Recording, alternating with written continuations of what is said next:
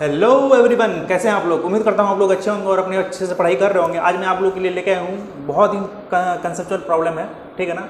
और ये जे मेंस और जे एडवांस में कई बार पूछा जा चुका है। तो फाइंडिंग द क्या निकालने वाले हैं हम लोग, finding the focal length of the converging lens using displacement method. Basically ये डिस्प्लेसमेंट मेथड जो होता है ना, बेसिकली बच्चों ये बहुत आसान तरीका है फोकल लेंथ निकालने के लिए, इसे हम लोग पढ़ते हैं, ठीक है ना।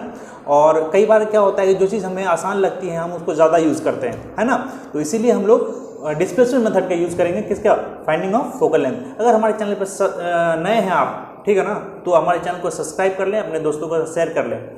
चलिए स्टार्ट करते हैं finding the focal length of converging lens. देखो एक स्क्रीन पे आप लोग को दिख रहा होगा, स्क्रीन पे दिख रहा होगा आपको कि एक मैंने क्या लगा रखा है, एक स्क्रीन लगा रखा है।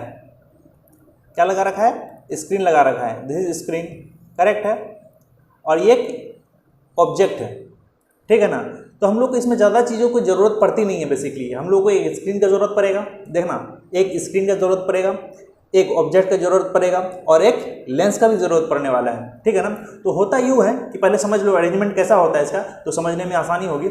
मान लो कि ये स्क्रीन है, ये ऑप्टिकल एक्सिस है, करेक्ट है, मतलब कोई एक्सिस है, ठीक है ना। इसी एक्सिस पे हम लोग लेंस को रखेंगे, करेक्ट है। और एक ऑब्जेक्ट यहाँ रखा हुआ है, this is screen, this is object, correct है। यहाँ तक कंसेप्ट क्लियर है।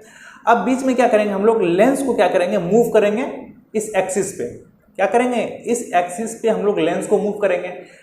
उसको इस तरह से मूव करेंगे ताकि इसका जो ऑब्जेक्ट है, इसका शार्प इमेज किस पे बने, स्क्रीन पे बने। किस पे बने, स्क्रीन पे बने। शार्प इमेज किस पे बने, स्क्रीन पे बने, ठीक है ना। तो मान लेते हैं कि ये जो स्क्रीन पे जो इमेज बन रहा है ना, ठीक है ना, वो इस लेंस से, यहाँ पे मान लो लेंस अरेंजमेंट किया हुआ है हमने, ठीक है ना, मान लो ये लेंस है, करेक्ट है। और एक बात और, यहाँ पे ये जो डिस्टेंस है हमारा इमेज और स्क्रीन के बीच का, ऑब्जेक्ट और स्क्रीन के बीच का, वो कैपिटल डी है, करेक्ट है। इमेज, ऑब्जेक्ट और स्क्रीन के बीच का डिस्टेंस क्या है, कैपिटल डी। हमने एक क्या किया कि एक लेंस रख दिया, ठीक है, particular some distance from the screen, और उस इमेज ऑब्जेक्ट का जो है, इमेज जो बन रहा है स्क्रीन पे, वो बहुत शार्प बन रहा है, ठीक है ना। तो हमने क्या दे दिया यहाँ पे कि एक यू हमने क्या कर लिया, मान लिया, ठीक है।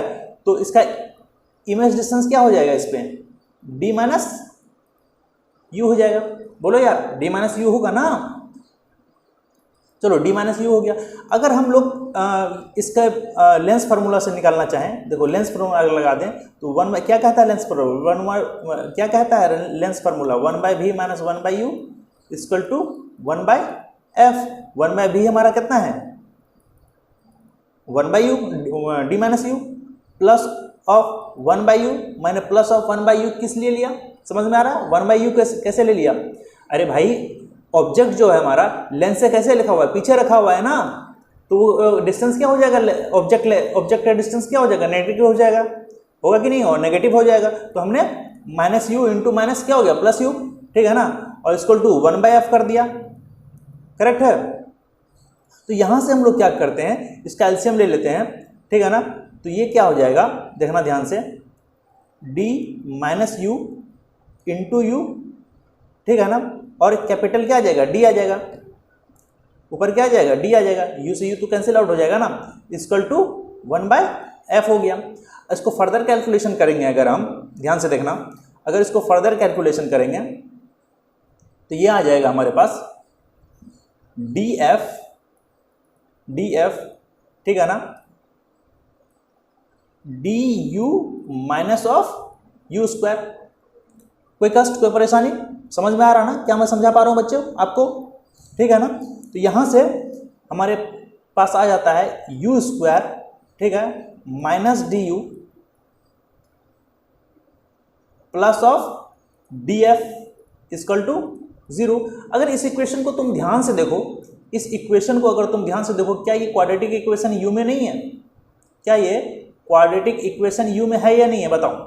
बिल्कुल है क्वाड्रेटिक इक्वेशन। इसका मतलब कि u का जो वैल्यू आने वाला है ना हमारे पास दोस्तों, ये दो वैल्यूज आने वाले हैं, यानी u1 और u2, ठीक है ना। इसका मतलब u1 और u2 को जो है दो वैल्यू आने वाला है हमारे पास। तो u1 और u2 जो वैल्यू फाइंड कर लेते हैं, क्या हो जाएगा, अरे क्वाड्रेटिक इक्वेशन है, उसका रूट्स तो निकालना जानते हो ना, कैसे निकालेंगे? Plus minus of B plus minus root under B square minus 4ac by 2a, उसी हिसाब से निकलेगा ना, क्वाड्रेटिक इक्वेशन तो पढ़ रखा होगा ना। चलो उसके हिसाब से निकालते हैं तो क्या आ जाएगा, d, ठीक है, plus of B square minus 4ac, B square minus 4df, correct है, बाय 2। उसी तरह से इसका क्या आ जाएगा, d minus D square minus 4df by 2। अब देखो ये जो वैल्यू आया ना हमारे पास u1, this is u1 and this is u2, देखो हमारे पास क्या आ गया, 2u आ गया। कहने का मतलब ये हुआ, 2u आने का मतलब ये है कि दोनों वैल्यूज पे रिजल्ट क्या होगा, सेम होगा। दोनों वैल्यूज पे क्या होगा, रिजल्ट सेम होगा। हमने क्या किया था शुरू में कि हमने एक यहाँ पे u किसी भी लेंस को ऑब्जेक्ट के दूरी पे u डिस्टेंस पे रख दिया तो इमेज शार्प बन रहा था, लेकिन इसको सॉल्व करने के बाद 2u आया हमारे पास। कौन सा आया, 2u आया, ठीक है ना। इसका मतलब 2u आने का मतलब ये हुआ हमारे पास कि इन दोनों वैल्यू u पे सेम रिजल्ट देगा। इसका मतलब u के दो वैल्यूज आएंगे जो शार्प इमेज क्रिएट करेगा, बताओ यार, यानी u का दो वैल्यूज होगा जो शार्प इमेज क्रिएट करेगा स्क्रीन पे, ठीक है ना। तो ये एक तो पहला तो ये हो गया, ये जो हम लोग मान के चले हैं u1, और ये क्या हो गया u1, ठीक है ना। अब दूसरा वैल्यू क्या हो जाएगा, u2 हो जाएगा, ठीक है ना। अब u2 कैसे फाइंड आउट करेंगे, देखो u2 तो आ गया है, न्यूमेरिकली आ गया है, लेकिन होता क्या है कि u2 कैसे आएगा बेसिकली, देखो सोचो इसको। अगर ये लेंस यहाँ पे है ना अभी, अब लेंस को क्या करते हैं हम लोग, थोड़ा सा स्लाइड करते हैं, ठीक है ना। जब थोड़ा सा स्लाइड करेंगे हम लोग तो मान लो कि ये लेंस यहाँ पे आ गया, करेक्ट है, ये लेंस यहाँ पे आ गया, ठीक है। अब यहाँ पे आ गया तो ये डिस्टेंस क्या हो जाएगा, ऑब्जेक्ट से लेंस तक का डिस्टेंस क्या हो जाएगा, u2, ठीक है। और u2 जो है हमारे पास वो भी क्या कर रहा है, जो ऑब्जेक्ट डिस्टेंस है हमारे पास लेंस से, वो शार्प इमेज क्रिएट कर रहा है किस पे, लेंस पे क्रिएट कर रहा है। एक तो u1 तो क्रिएट कर रहा था ना शार्प इमेज, और u2 भी कर रहा है शार्प इमेज, क्योंकि हमारे पास u का क्या आ गया, दो वैल्यू आए थे, करेक्ट है। अब मान लो कि हमने इस लेंस को जो है, इस लेंस को हमने d अपार्ट किया है, मतलब d खिसकाया है। हमने पहले लेंस यहाँ पे रखा हुआ था, अब लेंस को खिसका के यहाँ कर दिया, यानी d मूव कर दिया लेंस को, यानी लेंस जो है वो कितना खिसकाया बेसिकली, उसी का मेजरमेंट है स्मॉल d, करेक्ट है। अब खिसकाने के बाद क्या हुआ, शार्प इमेज बन गया। अब देखो यहाँ से d का वैल्यू हम क्या लिख सकते हैं, d का value equal to u2 minus of u1 लिख सकते हैं, बताओ, u2 माइनस ऑफ u1 क्या लिख सकते हैं, d लिख सकते हैं। इसी को अगर हम लोग माइनस करेंगे, इसको इसमें माइनस कर दो, u2 को u1 में माइनस करोगे तो क्या बचेगा, d स्क्वायर माइनस 4df का रूट अंडर बचेगा कि नहीं बचेगा, बताओ, बचेगा ना। इक्वल टू d कर दो, यानी होल स्क्वायर करने के बाद क्या आ जाएगा, यानी d square minus 4df by d square आ जाएगा, sorry equal to d square आ जाएगा, करेक्ट है। अब फर्दर कैलकुलेशन करते हैं हम लोग तो क्या आ जाएगा, d square minus of d square by 4d equal to f आ गया। यानी फोकल लेंथ तो हमको मिल गया भाई, यही तो हमको निकालना था। फोकल लेंथ क्या मिल गया हमारे पास, d square minus D square upon 4d। अब देखो ध्यान से कि कैपिटल D जो है हमारे पास वो तो पता होगा ना, कैपिटल D जो होगा वो क्या होगा, पता होगा। कैसे पता होगा, अरे ऑब्जेक्ट और स्क्रीन का डिस्टेंस है वही तो D है, कैपिटल D, और स्मॉल d तो वो भी हम पता होगा। कैसे पता होगा, हमने पहला पोजीशन पे रखा तो शार्प इमेज बन रहा है, उसी लेंस को कितना खिसकाया वो भी कैलकुलेशन होगा हमारे पास, ताकि फिर से शार्प इमेज बन जाए, करेक्ट है। तो d भी, स्मॉल d भी पता होगा और कैपिटल D भी पता है, तो हमारे पास क्या आ गया, फोकल लेंथ आ गया आसानी से। यानी it is the easiest way to find the focal length of a converging lens. Clear है दोस्तों, तो यहाँ पे हम लोग फोकल लेंथ निकाल लिए बेसिकली, ठीक है ना। यहाँ से हम लोग क्या कर दिए, फोकल लेंथ निकाल दिए। अब हम लोग दूसरा पॉइंट पे चलते हैं इसके कंसेप्ट पे, यानी दूसरा इसके पॉइंट्स देखेंगे जो न्यूमेरिकल में बहुत हेल्प करने वाले हैं दोस्तों। क्या करने वाले हैं? बहुत ही ज़्यादा हेल्प करने वाले हैं।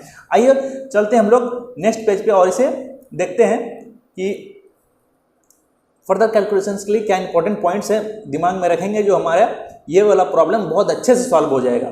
ठीक है ना। अगर मैं कहूँ कि V1 निकालना हो मुझे, V1 क्या हो जाएगा? V1 अगर निकालना हो पहले वाले केस के लिए, पहले वाले केस के लिए, यानी पहला वाला जो स्क्रीन पोजीशन था हमारा जब वो शार्प इमेज बन रहा था, यानी पहले वाले केस के लिए, ठीक है ना, तो D माइनस U1 हो जाएगा। अरे प्रीवियस पेज से देख लो ना, ये V1 था ना, इसी को हम लोग क्या बोलते हैं? V1 है ना, D माइनस U1। बताओ, और ये वाला क्या हो जाएगा? D माइनस U2 हो जाएगा। ठीक है ना। तो यहाँ से देखो, अगर V1 निकालना चाहे तो D माइनस U1, तो D हमारा, तो D है कैपिटल D, और U1 कितना आया था? याद है कुछ? नहीं याद है, चलो प्रीवियस देख लेते हैं। D हमारा U1 आया था D plus of root under D square minus 4DF by 2 आया था। ठीक है ना, करेक्ट है। अगर इसको सॉल्व करोगे तो ये आ जाएगा D minus root under D square minus 4DF by 2। अरे यार, ये तो वैल्यू देखा देखा लग रहा है ना, ये तो वैल्यू देखा देखा लग रहा है। इसका मतलब कि ये क्या हो गया? U2। अरे ये तो U2 है ना, अरे यही तो U2 है हमारे पास। देखो U2 क्या है हमारे पास? D minus root under D square minus 4DF by 2। यहाँ भी देखो हमारे पास क्या आ गया? D minus root under D square minus 4DF by 2, यानी U2 आ गया। ठीक है। उसी तरह से अगर हम V2 निकालना चाहेंगे, V2 क्या हो जाएगा? D minus U2। ठीक है ना।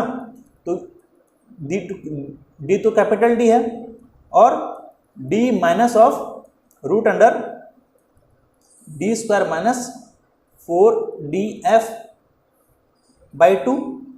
जब इसको सॉल्व करोगे तो आ जाएगा D plus of root under D square minus 4DF by 2।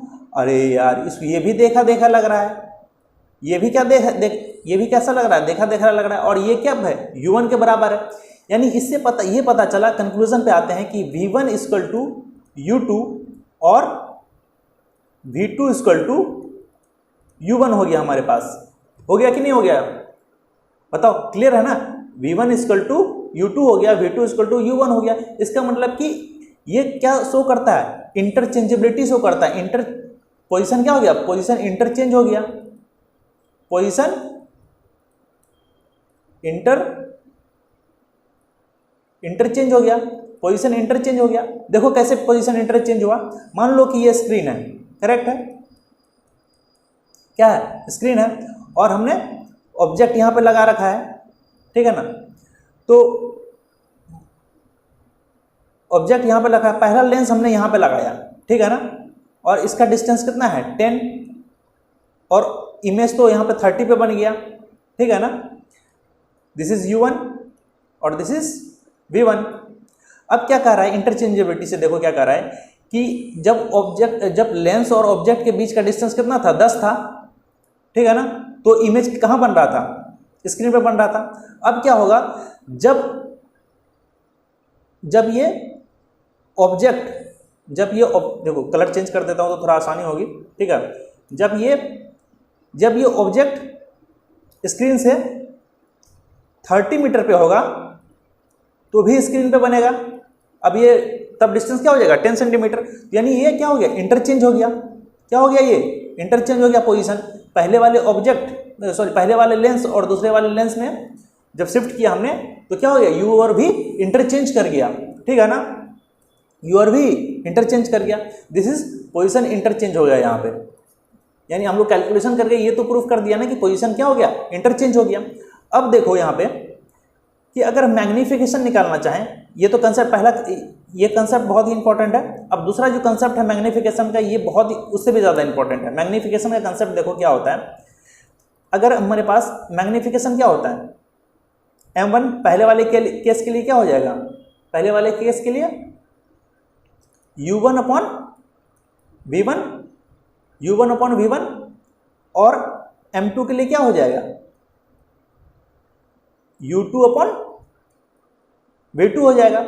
अगर दोनों को मैं मल्टीप्लाई कर दूं m1 और m2, ठीक है ना, तो क्या हो जाएगा v1 मैग्निफिकेशन क्या होता है बेसिकली v1 बाई u1 होता है ना, मैग्निफिकेशन, सॉरी, ठीक है ना, v1 अपॉन u1 हो गया। दूसरा मैग्निफिकेशन क्या हो गया, this is magnification of first case, this is magnification of second case, that is v2 upon u2। अगर मैं दोनों को मल्टीप्लाई कर दूं m1 इंटू m2 तो क्या आता है हमारे पास, देखना, v1 upon u1 into v2 upon u2। अब देखो v1 और u2 क्या है, बराबर है इस केस से, v1 और u2 क्या है, बराबर है, और u1 और v2 क्या है, आपस में बराबर है, तो दोनों कट जाएगा और क्या जाएगा आंसर। इसका मतलब यहाँ से एक चीज़ और पता चला कि दोनों का मैग्निफिकेशन यानी m1 इंटू m2 जो होगा वो 1 के बराबर होगा, करेक्ट है, वो 1 के बराबर होगा दोस्तों, क्या होगा, 1 के बराबर होगा। यहाँ तक बात क्लियर है, समझ में आ रहा है, ठीक है ना। अब m को हम m1 m2 तो हमारे पास क्या आ गया, m1 m2 हमारे पास क्या आ गया, m1 m2 क्या आ गया हमारे पास, 1 आ गया, ठीक है ना। और m1 को क्या लिख सकते हैं हम लोग, m1 को height of image upon height of object लिख सकते हैं, ठीक है ना। इसी को हम लोग फर्स्ट केस के लिए h1 अपॉन h, क्योंकि ऑब्जेक्ट का हाइट क्या हो रहा है, सेम है, ऑब्जेक्ट का हाइट चेंज हो रहा है क्या, ऑब्जेक्ट का हाइट नहीं चेंज हो रहा है। इन फर्स्ट वाले मैग्निफिकेशन के लिए मान लेते हैं कि इमेज का हाइट जो होगा वो h1 रहा होगा, ठीक है ना, और सेकंड वाले केस के लिए उसका हाइट जो रहा होगा वो h2 रहा होगा।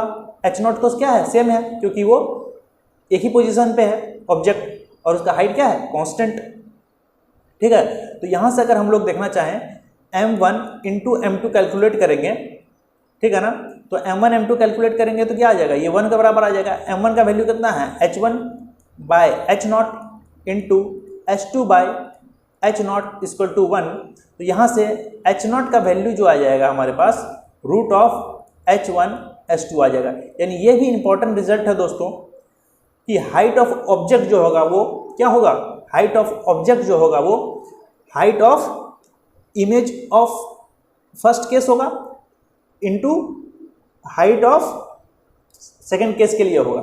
यानी ये जो हाइट आया ना हमारे पास, ये हाइट और ये हाइट, ये कब का हाइट है, पहले वाले केस के लिए और दूसरे वाले केस के लिए। यानी पहले वाला केस का हाइट और दूसरे वाले केस का इमेज का हाइट का रूट अंडर चढ़ा दो तो क्या हो जाएगा, ओरिजिनल वाले ऑब्जेक्ट का हाइट आ जाएगा। बोलो यार, मैंने यहाँ से आप लोगों को बता दिया, मैंने आप लोगों को यहाँ से बता दिया कि बेसिकली कैसे सॉल्व करते हैं कन्वर्जिंग लेंस का फोकल लेंथ कैसे निकालते हैं, और उसके एक दो तीन कंसेप्ट और बता दिया। यहाँ से गारंटी लेता हूँ कि यहाँ से आपसे कोई क्वेश्चन नहीं छूटेगा। अगर आप चाहेंगे तो मैं इस पर क्वेश्चन करा दूंगा, ठीक है ना। एक क्वेश्चन आप देख लो यहाँ पे, जस्ट आप देख सकते हो यहाँ पे। मान लो स्क्रीन और ऑब्जेक्ट रखा हुआ है, करेक्ट है। हमने बोला कि पहले वाले केस के लिए हाइट ऑफ इमेज आया 2, ठीक है ना, और दूसरे वाले हाइट ऑफ इमेज आया वो 18, ठीक है ना। हाइट ऑफ आ गया कितना, 18 आ गया, और दूसरे वाले के लिए 18 आ गया, पहले वाले के लिए कितना आ गया, 2 आ गया। तो अब बताओ कि ऑब्जेक्ट का हाइट क्या रहा होगा। तो सिंपल सी बात है कि h0 equal to root under h1 into h0 कर दिए तो h1 कितना है 2 into 18, that is 18 into 36, that is यानी हाइट ऑफ ऑब्जेक्ट आ गया 6, करेक्ट है। तो यहाँ से अगर चाहेंगे जेई का प्रॉब्लम्स तो मैं लगवा दूंगा वो नेक्स्ट लेक्चर में। कमेंट सेक्शन में जरूर बताएं कि वो प्रॉब्लम आप लोगों को चाहिए या फिर नहीं चाहिए, ठीक है ना। होप कि आपको समझ में आ गया होगा। थैंक्स फॉर वॉचिंग, अपने दोस्तों के साथ शेयर करें।